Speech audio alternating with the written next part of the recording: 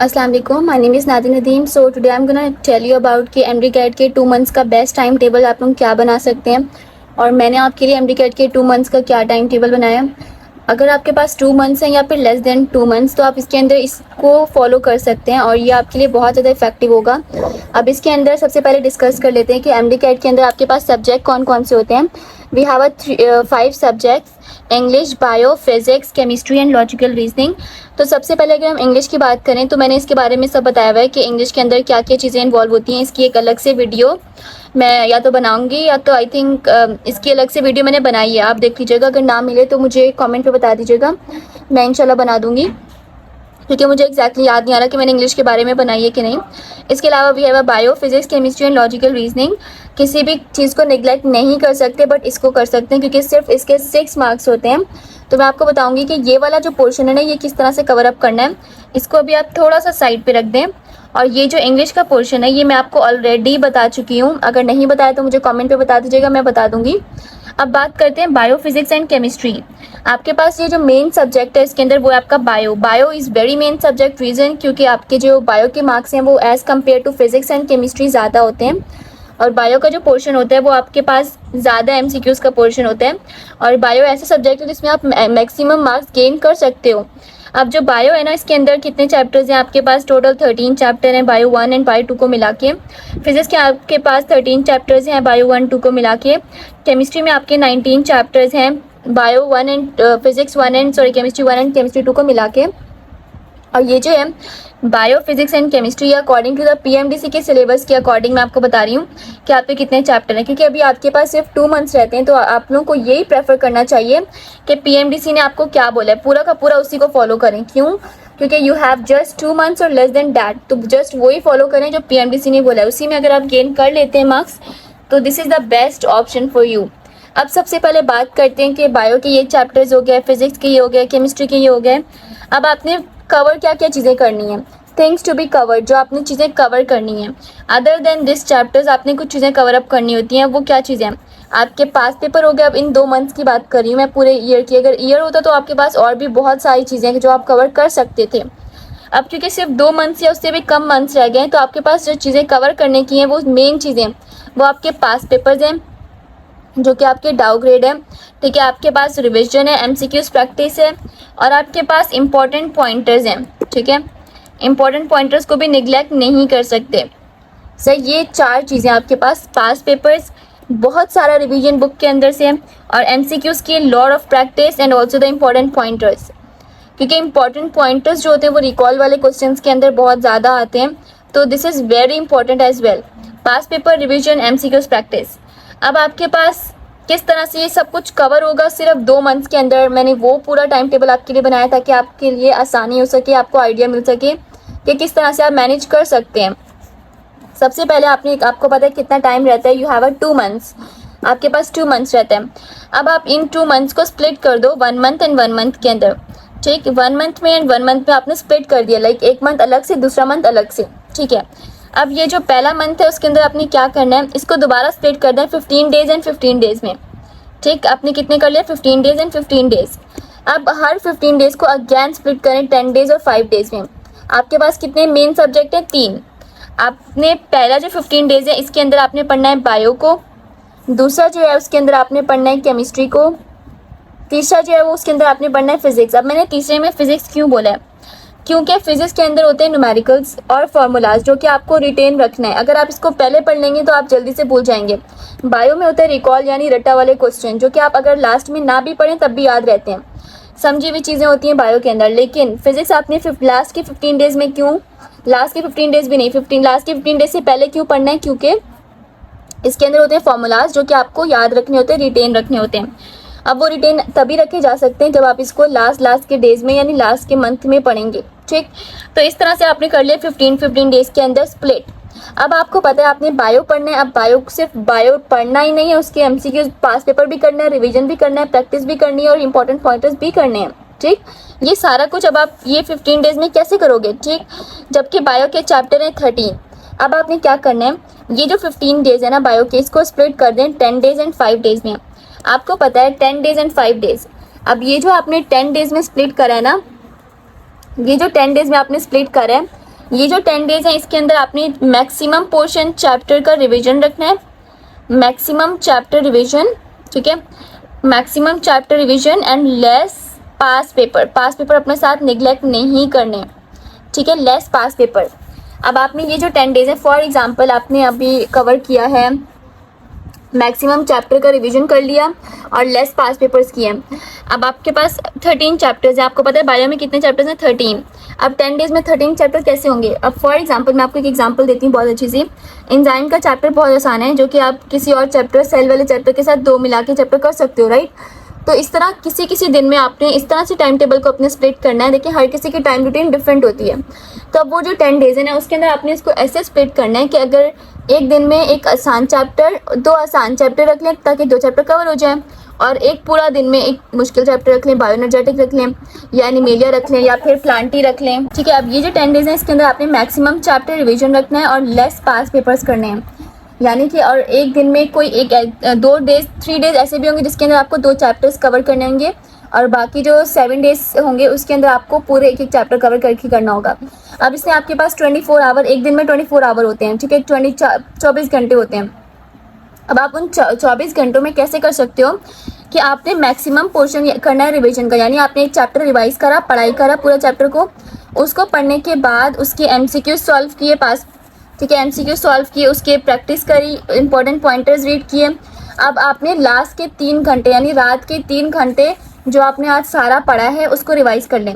अब जब नेक्स्ट आपकी रात आएगी, like second day of 10 days, तो आपने उस सेकेंड डे में क्या करना होगा कि जो पहले दिन आपने पढ़ा था, जो दूसरे दिन आपने पढ़ा था, दोनों को मिलाकर रिवाइज करना होगा। लाइक आपने चैप्टर 1 जो है वो पहले चैप्टर सेल आपने फर्स्ट डे पढ़ा और नेक्स्ट डे आपने बायोएनर्जेटिक पढ़ा, तो अब आपको जो नेक्स्ट डे रिवीजन करने बैठोगे ना, वो जो रिवीजन का टाइम आपने 3 घंटे रखा है, उसके अंदर से आप 2 घंटे बायोएनर्जेटिक को पढ़ोगे यानी रिवाइज करोगे, और 1 घंटा सेल को रिवाइज करोगे जो आपने उसके पहले किया। इस तरह से रिवीजन आप साथ साथ करते जाओगे, यानी 10 डेज के अंदर आप पास पेपर भी सॉल्व कर रहे हो, रिवीजन भी कर रहे हो। पास पेपर की आप टाइमिंग रख लो, लाइक अगर आप कोई सीरीज सॉल्व कर रहे हो या किसी तरह के भी पास पेपर सॉल्व कर रहे हो, टाइमिंग्स रख लो कि मैं आज 1 पास पेपर सॉल्व करूंगा, 3 घंटे में 3 घंटे का पास पेपर सॉल्व करूंगा, 4 घंटे के लिए करूंगा, यानी आप एक टाइम ड्यूरेशन रख लो, स्पेसिफिक टाइम ड्यूरेशन। इसके अंदर आपने सिर्फ पास पेपर ही सॉल्व करना है। अब इसी तरह आप जो आपके पास 5 डेज रह गए, अब ये 5 डेज भी बायो के हैं। इन 5 डेज में आप क्या करेंगे, मैक्सिमम पोर्शन पास पेपर्स का रखेंगे, मैक्सिमम पास पेपर, यानी पास पेपर बहुत ज़्यादा सॉल्व करेंगे, यानी पूरे 24 घंटों में से आपने पास पेपर्स को सॉल्व करना है 6 आवर्स, 6 घंटे के लिए।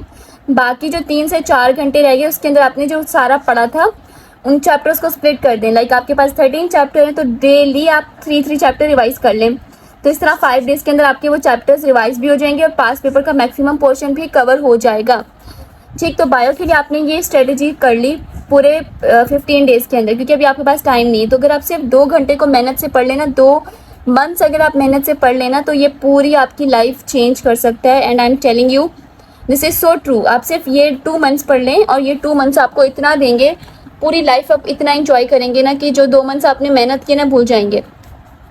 ये बात मुझसे लिखवा लें बेशक, क्योंकि अभी मैं जिस सिचुएशन में हूँ ना, मैं पढ़ाई के साथ साथ और भी बहुत सारी चीज़ें करती हूँ। क्यों?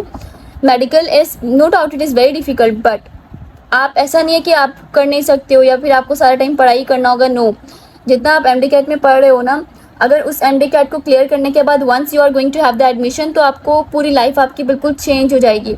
यानी आपको अल्लाह ताला ज़मीन से उठा के आसमान पे रख सकता है सिर्फ आपकी मेहनत पर। अब अगर हम बात करते हैं केमिस्ट्री की, तो केमिस्ट्री का 15 डेज है, 10 days, 5 days, same goes with the chemistry. आपने मैक्सिमम चैप्टर रिवीजन करना है इन 10 डेज में। कितने चैप्टर्स हैं केमिस्ट्री के? 19 हैं। तो आप अगर आपको मुश्किल लगे तो आप इसके डेज भी इस्तेमाल कर लें, ठीक है। वैसे इसके केमिस्ट्री इज़ वेरी इजी, मैंने इसको ऑर्गेनिक केमिस्ट्री में करके किया हुआ है। अगर आप मेरे बैच में हैं तो हम लोग बैच के अंदर यही सब कुछ फॉलो करें, बैच D में। अगर आप लोग मेरे बैच में हैं तो आप लोगों को आइडिया होगा। इसके अलावा आपने ये सारा कर दिया 10 डेज 5 डेज करके, आपने केमिस्ट्री के लिए भी सेम टू सेम वही चीज़ फॉलो करनी है जो कि आपने उसके लिए किया। अब बात करते हैं फिजिक्स की। फिजिक्स के आपके पास 15 डेज हैं, 10 डेज 5 डेज। 10 डेज में आपने क्या करना है, अपना मैक्सिमम चैप्टर रिवीजन करना है, लेस पास पेपर करना है। और ये जो 5 डेज हैं इसके अंदर आपने क्या करनी है, maximum pass paper and less revision. अब ये जो लास्ट के 15 डेज हैं, लास्ट के 15 डेज क्या करना है, ये लास्ट के 15 डेज बहुत बहुत इंपॉर्टेंट है। इंशाल्लाह इसकी मैं एक प्रॉपर वीडियो बनाऊंगी कि लास्ट के 15 डेज़ को किस तरह से यूटिलाइज़ किया जाए, किस तरह से चीज़ों को सॉल्व किया जाए। अब एक चीज़ मैं आपको बता दूं कि जो चीज़ इंपॉर्टेंट है वो इंपॉर्टेंट पॉइंटर्स हैं, पास पेपर्स हैं, रिविजन्स हैं, और ये चीज़ें आपने इन ही डेज़ के अंदर करना है। मैक्सिमम पोर्शन घर के कोई भी काम नहीं करें, मैक्सिमम पोर्शन पढ़ाई को दें अपना। आप सिर्फ पढ़ाई करें और नींद करें और खाएं पिएं, दैट्स इट। ये 2 मंथ्स के लिए हर चीज़ को भूल जाएं, सिर्फ पढ़ाई करें। इवन मैं भी ऐसे करती थी। मेरी जो डिस्ट्रैक्शंस हैं, आप सबसे पहले ना चीज़ों को लिखें कि व्हाट इज़ योर डिस्ट्रैक्शन। अगर आपकी डिस्ट्रैक्शन आपका मोबाइल है, ठीक है, जैसे मेरा मोबाइल था, ठीक है, मेरा mobile was my big distraction. मैं सुबह उठते साथ जो है वो मोबाइल को टर्न ऑफ कर देती थी, ठीक है, बंद, बिल्कुल स्विच ऑफ।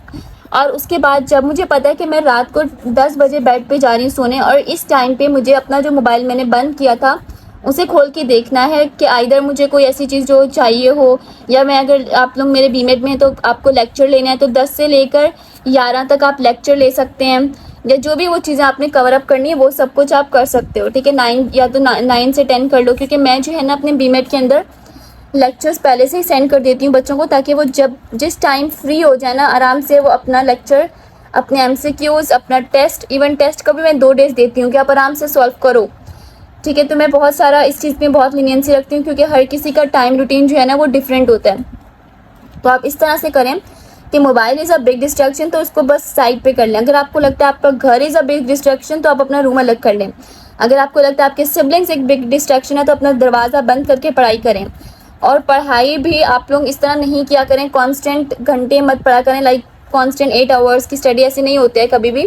कोई भी बंदा एक कांस्टेंट पढ़ाई नहीं कर सकता, जो भी पढ़ रहा होता है ना वो सब कुछ रिटेन नहीं रहता। तो मैं जिस तरह से फॉलो करती थी ना, मैं 30 मिनट्स की बीच में ब्रेक, 30 समटाइम 20 मिनट, समटाइम 15, ये डिपेंड करता है। लाइक अगर आपको नमाज ब्रेक चाहिए तो आपका थोड़ा सा बड़ा ब्रेक हो जाता है, और अगर सोना है तो, अगर वैसे स्लीप भी ना अभी जो 2 मंथ्स के अंदर से, ये जो मैंने आपको मंथ्स का ड्यूरेशन बताया ना, इसके अंदर अपनी स्लीप कम कर दें। लेकिन जो लास्ट के 15 डेज़ हैं जब मैं इसका बताऊंगी तो उसके बिल्कुल ऑपोजिट, ये पूरी रूटीन इसके बिल्कुल ऑपोजिट है। बट इंशाल्लाह मेरी नेक्स्ट वीडियो 15 डेज़ पर ही होगी कि लास्ट के 15 डेज़ को किस तरह से यूटिलाइज़ किया जाए कि वो आपके लिए बहुत ज़्यादा एफिशिएंट गुजरें। बाकी मैं आपको यही कहूँगी कि बहुत सारी दुआएं आप सबके लिए, दो students who still wants to enroll in the batch D, क्योंकि बैच डी हमारा स्टिल रनिंग है, तो you guys can enrol yourself. और बैच डी के अंदर हम यही सब कुछ फॉलो कर रहे हैं, और जो चीज़ आपको समझ में नहीं आती तो you can freely ask me for the guidance as well. Even कुछ बच्चे मुझे अपनी रूटीन बता रहे होते हैं कि this is my routine, how can I set my goal and all that, तो I am just helping them out. So batch D के registration still going on, those who are interested. वैसे हमारा batch D माशाल्लाह भर चुका है, बहुत out of range है, मतलब लाइक मैक्सिमम बच्चे हैं उसके अंदर, बट स्टिल मुझे लगता है कि बहुत सारे ऐसे बच्चे हैं जो कि एडमिशन लेना चाह रहे हैं, और लास्ट डेट इज़ 5 जुलाई, तो आप लोग यूटिलाइज़ कर सकते हो, ठीक है। And this is the last batch of BEd का लास्ट बैच है। If you guys are interested you guys can enrol yourself here, this is the number you can contact here, ठीक है। Charges are, this is the charges, और ये charges आपको once in a time पे करना होता है, अगेन नहीं करना होता, एडमिशन के टाइम पे करते हैं, दैट्स इट। तो those who are interested in the batch D can enroll themselves. उसकी लास्ट डेट जो है वो 5 जुलाई है। इसके बाद I am not gonna add anyone, क्योंकि हमारी पूरी रूटीन सेट ख़राब हो जाती है, और मुझे अभी भी जैसे मैं 2 बच्चे इनरोल करके आई हूँ तो मतलब पूरी रूटीन से ख़राब हो जाती है। तो 5 जुलाई के बाद मैं किसी को ऐड नहीं करूँगी, तो बेटर है कि आप लोग उससे पहले ही मुझे बता दें, क्योंकि बैच डी हमारा रनिंग है, अभी चल रहा है, वो स्टडीज़ की स्टार्ट हो चुकी है, but still 5 July is the last date. If you guys are interested you can text here, और charges are this and that's it. बाकी अगर कुछ भी आपको MD-CAT के 2 मंथ्स के टाइम टेबल में कुछ भी कन्फ्यूजन आपको लग रही है, कोई आप चाहते हो मुझसे जो आप टाइम रूटीन सेट करवाना, तो you can ask me freely, and if you are from the BEd तो यू आर माई प्रायोरिटी। इसके अलावा बीमेड के अंदर टेस्ट भी होंगे, टेस्ट मैं फुल लेंथ टेस्ट वगैरह लेती हूँ, ठीक है। बीमेड के अंदर वैसे 3 चैप्टर्स के बाद एक टेस्ट होता है, बट देन आपका फुल लेंथ टेस्ट भी होंगे, टेस्ट सीरीज़ होंगी, आपको लेक्चर्स हैं, जूम मीटिंग हैं, गाइडेंस, एवरीथिंग, मतलब एक पूरा पैक है ये। तो आई थिंक कि this is the best opportunity for the student like you to be part of it. And we have a different teachers, I am not only teachers, वहाँ पर हमारे लिए फिजिक्स के लिए डिफरेंट टीचर हैं, chemistry के लिए, बायो के लिए, I am itself teaching there as well, and this is how we are working. इसके अलावा कुछ भी कन्फ्यूजन हो you guys can ask me in the comment section, मैं कमेंट्स बहुत ज़्यादा पढ़ती हूँ। बाकी thank you so much everyone, अल्लाह हाफिज़, टेक केयर।